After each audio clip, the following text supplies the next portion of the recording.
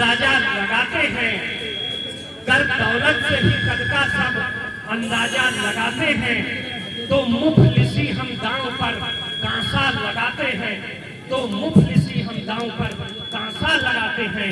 उन्हीं के सर बुलंदी भी अता होती है दुनिया में, उन्हीं के सर बुलंदी भी अता होती है दुनिया में, जो अपने सर के नीचे हाथ का तकिया लगाते हैं, जो अपने सर के नीचे हाथ का तकिया लगाते हैं। नमन करता हूं। और आज खुशबू सेवा संस्थान के तत्वाधान में यहाँ जो कार्यक्रम हो रहा है, बाबूजी राजेंद्र पासवान जी और धनगर समाज के अध्यक्ष जिलाध्यक्ष भाई राम सागर धनगर जी, बड़े भैया जयप्रकाश वर्मा जी, भाई जिला पंचायत सदस्य जी, और ये जो सेवा संस्थान है इसकी अध्यक्ष बहुत ही क्रांतिकारी और महापुरुषों के विचारों पर चलने वाली बहन पूजा और उनकी पूरी टीम को, उनकी बहन को भी मैं धन्यवाद देता हूं। और जो आदरणीय बाबूजी हैं जिनके मकान में रहती हैं राम महेश पांडे बाबूजी, उनको मैं बहुत बहुत धन्यवाद देता हूं। साथियों, आज वीरांगना अवंतीबाई लोधी माता को नमन करता हूं। आज उनका बलिदान दिवस है, शहादत दिवस है। इनका जन्म मध्य प्रदेश के सिवनी में हुआ था और इनकी शादी बचपन में विक्रमजीत जी से हुई थी, जो कि शिवगढ़ के राजा लक्ष्मण सिंह जी के पुत्र थे। रानी अवंतीबाई लोधी जी ने जब उस समय देखा कि ब्रिटिश हुकूमत हमारे देश पर, हमारे देश के लोगों के साथ ज्यादा जुल्म और ज्यादती कर रही है, तो वो नारी होने के बावजूद और एक शासक की पत्नी होने के बावजूद और तत्कालीन समय की जो बंदिशें, मैं ऐसी वीरांगना को कोटि का नमन करता हूं। और चंद्रशेखर आजाद, भगत सिंह जैसे क्रांतिकारियों की विचारधारा, उनके त्याग और बलिदान को हम सबको जीवंत करना है। माताओं बहनों, आपसे मैं कहना चाहता हूं कि बाबा साहब ने वो दौर याद करिए जब इस देश के सामाजिक और शैक्षणिक रूप से पिछड़े समाज को शिक्षा का भी अधिकार नहीं था, तालाब में पानी पीने का अधिकार नहीं था, तो बाबा साहब ने अपना त्याग और बलिदान किया था। शायद आज आप सबको जानकारी नहीं होगी, आज 20 मार्च का दिन है और आज के दिन बाबा साहब ने शोषित वंचित समाज को महाराष्ट्र के महाड के चावदार तालाब में पानी पीने की आजादी के लिए सत्याग्रह में विजय पाई थी। साथियों, ये बड़ी विडंबना है कि हमारा युवा वर्ग और हमारा समाज अपने महापुरुषों का इतिहास नहीं जानता। बाबा साहब ने कहा है, साहू महाराज ने कहा है कि जो समाज अपने महापुरुषों का इतिहास नहीं जानता है, उस समाज को गुलामी की जंजीरों से कोई मुक्त नहीं कर सकता। साथियों, आप सबसे मैं कहना चाहता हूं कि सोचिए वो दौर क्या रहा होगा कि जिस तालाब में कुत्ता, बिल्ली और जानवर पानी पीते थे, लेकिन उस समय की और विडंबना थी और जो गंदी समझ थी, उसके तहत उस तालाब में कुत्ता और बिल्ली पानी पी सकते थे, लेकिन शोषित वंचित समाज का कोई व्यक्ति यदि उस तालाब से पानी पीता तो उसको अपमानित किया जाता था, उसको सजाएं दी जाती थी। साथियों, सोचिए ये कितना विषम दौर रहा होगा। बाबा साहब ने आप सबको अधिकार दिलाने का काम किया। और माताओं बहनों, इस देश की आखिरी आबादी, वो चाहे जिस जाति से हो, चाहे जिस धर्म से हो, जो भी संविधान और राष्ट्रध्वज का सम्मान करते हैं, सभी को बाबा साहब के त्याग को नमन करना चाहिए। बाबा साहब ने कभी नहीं सोचा था कि हिंदू हो या मुसलमान हो, सिख हो, ईसाई हो, जैन हो, बुद्ध हो, पारसी हो, चाहे कोई कुर्मी हो, चाहे कोई ब्राह्मण हो, चाहे कोई क्षत्रिय हो, चाहे कोई वैश्य हो, धनगर हो, पारसी हो या चाहे कोई गौतम हो, बाबा साहब ने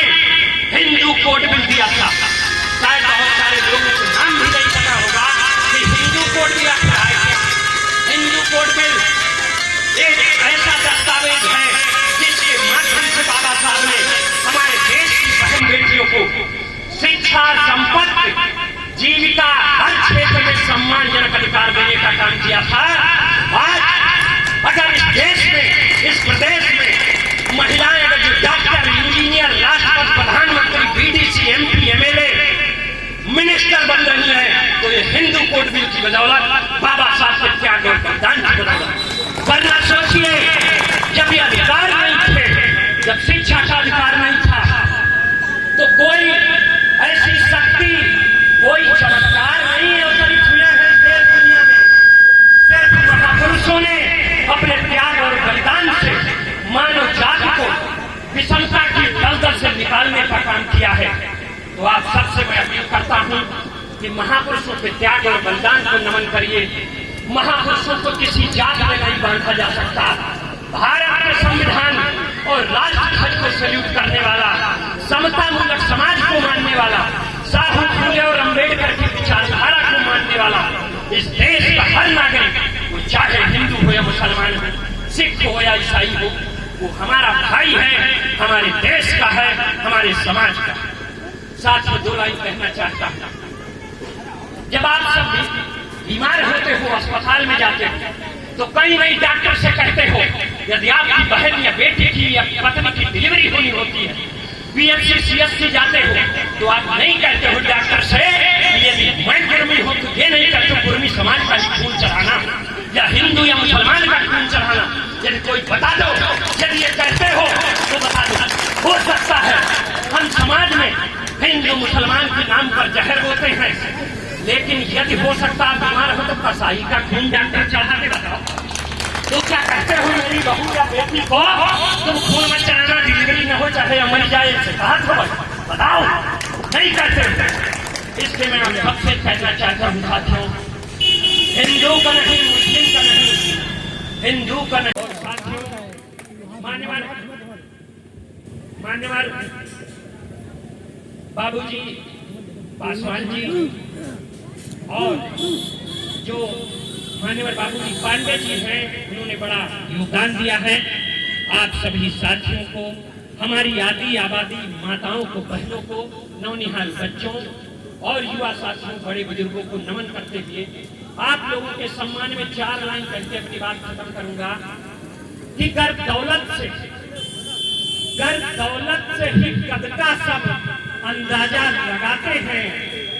गर्व दौलत से ही कद का सब अंदाजा लगाते हैं, तो मुफलिसी हम दांव पर कांसा लगाते हैं, तो मुफलिसी हम दांव पर कांसा लगाते हैं। उन्हीं के सर बुलंदी भी अता होती है दुनिया में, उन्हीं के सर बुलंदी भी अता होती है दुनिया में, जो अपने सर के नीचे हाथ का तकिया लगाते हैं, जो अपने सर के नीचे हाथ का तकिया लगाते हैं। बहुत बहुत धन्यवाद। जय भारत, जय संविधान, जय विज्ञान, नमो बुद्धाय, जय भीम, जय सरकार। लेकिन भैया आज एक सबसे बड़ी विडंबना है इस बात की, जी, हमारे देश की प्रथम शिक्षिका जी, जो सावित्रीबाई फुले हैं, जिन जनप्रतिनिधियों का हम चुनाव करते हैं, संसद में जाते हैं, हमारे लिए कानून बनाते हैं, लेकिन एक भी ऐसे राजनेता ने उनके लिए देश का जो सर्वोच्च सम्मान होता है उसके ये नहीं मांग की कि उनको सर्वोच्च सम्मान मिलना चाहिए। क्या ऐसी देश की प्रथम शिक्षिका को भारत रत्न मिलना चाहिए, ये मांग उठनी चाहिए कि नहीं? आपका ये प्रश्न जायज है और सभी प्रबुद्ध जनों का भी ये प्रश्न होगा। आपको मैं बड़े ही सम्मान के साथ बताना चाहता हूँ कि जहाँ तक मुझे जानकारी है, सबसे पहले 2014 में जब अनुप्रिया पटेल जी सांसद निर्वाचित हुई थी, इसके बाद भारत की सबसे बड़ी अदालत, जिसको लोकतंत्र का पावन मंदिर कहते हैं, संसद में अनुप्रिया पटेल जी ने शिक्षा की साकार देवी राजमाता सावित्रीबाई फुले जी को भारत रत्न देने की मांग संसद के अंदर की थी। मैं प्रमाण के साथ कहता हूँ। और उन्होंने साथ में ये भी कहा था 2017 या 18 में उन्होंने कहा था कि हमारे महापुरुषों की, हमारे देश के क्रांतिकारियों की जो विरासत है, साहू फूले अम्बेडकर जी की जो विचारधारा है, इसके हिसाब से हमको, हम राजनेताओं को आचरण और व्यवहार करना चाहिए। और उन्होंने शायद 2018 या 19 में संसद में कि राष्ट्रमाता शिक्षा की साकार देवी फूले जी को भारत रत्न देने की मांग अनुप्रिया पटेल जी ने की थी। मैं दावे के साथ कहता हूँ, और जिसको प्रमाण चाहिए तो संसद के वक्तव्य में उठाकर देख सकता है। मैंने खुद देखा है, इसलिए मैं दावे के साथ कहता हूँ। और उन्होंने कहा था कि सामाजिक न्याय और समता की विचारधारा से, भारत के संविधान के अनुपालन से ही हमारे समाज और देश का विकास हो सकता है, ये उन्होंने कहा था। ये मैं अपनी जानकारी के अनुसार बता रहा हूं। लेकिन इतने प्रश्न जो है बहुत जायज है।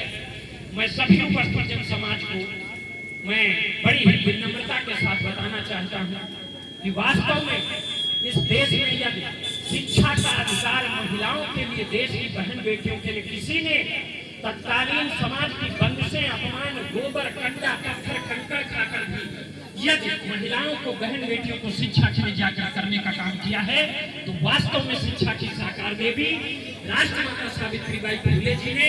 और हम सब नागरिक मांग करते हैं देश के, प्रदेश के सभी जनप्रतिनिधियों से कि वो राष्ट्रमाता सावित्रीबाई फूले जी को देश का सर्वोच्च सम्मान भारत रत्न देने की मांग करें। और अनुप्रिया पटेल जी ने जो मांग उठाई थी, उनकी मांग का सब लोग समर्थन करें। भारत सरकार, उत्तर प्रदेश सरकार और उत्तर प्रदेश सरकार के माननीय मुख्यमंत्री जी, देश के प्रधानमंत्री जी से हम सब अनुरोध करते हैं और मांग करते हैं कि माता सावित्रीबाई फूले जी को भारत रत्न मिलना चाहिए। मैं आपकी और आपके उपस्थित जन समाज की बात को पुरजोर समर्थन करता हूं।